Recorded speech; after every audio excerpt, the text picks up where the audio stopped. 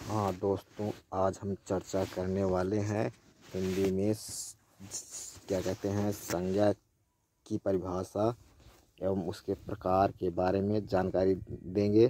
परंतु जानकारी देने से पहले हम आपसे ये आग्रह करेंगे कि हमारे चैनल को लाइक और सब्सक्राइब ज़रूर कर दीजिए, ताकि हम अधिक से अधिक जानकारी हम अगले वीडियो में दे सकें। तो देखिए, है संज्ञा की परिभाषा। तो संज्ञा की परिभाषा में है कि किसी जाति, द्रव्य, गुण, भाव, व्यक्ति, स्थान और क्रिया आदि के नाम को संज्ञा कहते हैं, अर्थात नाम का ही दूसरा नाम संज्ञा है। संज्ञा के भेद। संज्ञा के 3 भेद होते हैं। नंबर 1 व्यक्तिवाचक संज्ञा, जातिवाचक संज्ञा। नंबर 3 भाववाचक संज्ञा। अब पहला है व्यक्तिवाचक संज्ञा। व्यक्तिवाचक संज्ञा की परिभाषा में है कि जिन विकारी शब्दों में केवल एक व्यक्ति, वस्तु या स्थान के लिए नाम का प्रयोग होता है उसे व्यक्तिवाचक संज्ञा कहते हैं। जैसे चित्तौड़ का किला, भारत, अनिल, हिमालय। दूसरा नंबर आता है अब जातिवाचक संज्ञा। जिस संज्ञा शब्द से किसी व्यक्ति, वस्तु, स्थान की पूर्ण जाति का बोध होता है उसे जातिवाचक संज्ञा कहते हैं। जैसे समुद्र, मनुष्य, नदी, नगर, पर्वत, कुत्ता, बैल, पंखा आदि। जातिवाचक संज्ञा के 2 भेद होते हैं। पहला है समूहवाचक, दूसरा द्रव्यवाचक। अब आता है समूहवाचक संज्ञा की परिभाषा। वह संज्ञा शब्द जिनके संगठन का बोध हो समूहवाचक संज्ञा के अंतर्गत आती है। जैसे पुलिस, चाबी का गुच्छा, कक्षा आदि। द्रव्यवाचक संज्ञा की परिभाषा में बताया गया है कि वह वस्तुएं जिन्हें मापा या तोला जाता है, अर्थात नाप तौल संबंधी वस्तुएं द्रव्यवाचक संज्ञा के अंतर्गत आती हैं। जैसे गुड़, चना, शक्कर, चांदी आदि। भाववाचक संज्ञा वह सभी संज्ञा जिसे न तो देखा जा सकता है और न ही स्पर्श किया जा सकता हो, जिन्हें केवल महसूस किया जाए, भाववाचक संज्ञा कहलाती है।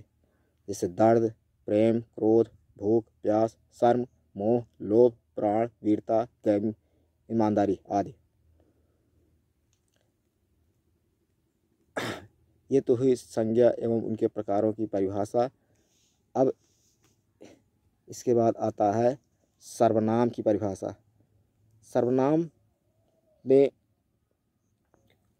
कहा गया है कि सर्वनाम की परिभाषा जिन शब्दों का प्रयोग संज्ञा के स्थान पर किया जाता है उन्हें सर्वनाम कहते हैं।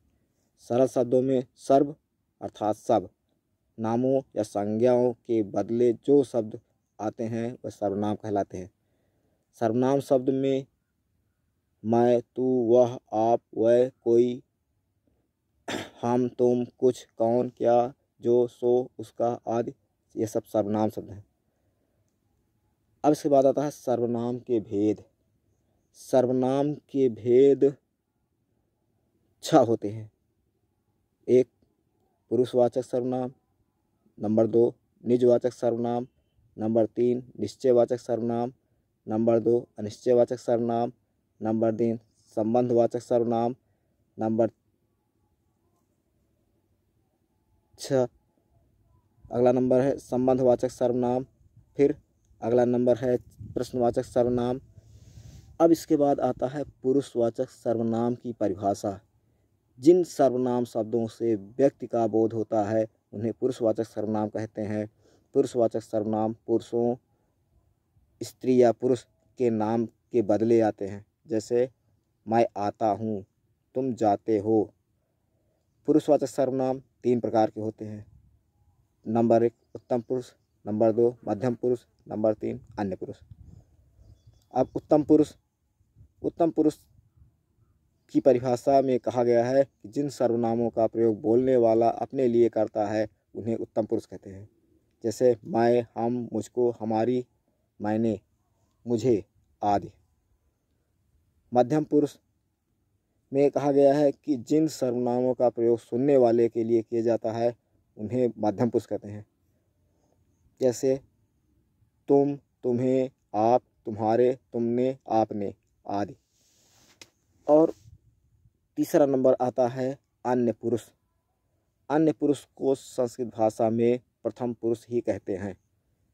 तो अन्य पुरुष की परिभाषा में कहा गया है कि जिन सर्वनाम शब्दों का प्रयोग किसी अन्य व्यक्ति के लिए किया जाता है उन्हें अन्य पुरुष कहते हैं। उदाहरण जैसे वह, यह, वह, इनका, इन्हें, उसे, उन्होंने, उनसे आदि।